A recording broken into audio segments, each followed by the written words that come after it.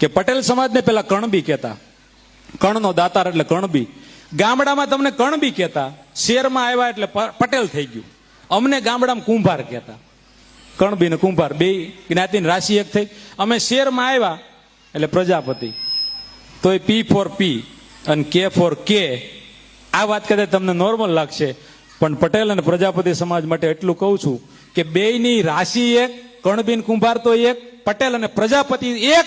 બીજી વાત તમને ગમે તો બેય ધરતી સાથે જોડાયેલા છે, બેય માટી સાથે જોડાયેલા છે. માટીનો જો કોઈ અલગ લઈને ઉપયોગ કર્યો હોય તો એ કુંભારે ઘડો બનાવી. અને સાહેબ તમે વિચાર કરજો, કોઈ ઘરમાં કોડિયું દીવો થાય તો એ કુંભારના કોડિયામાં થાય.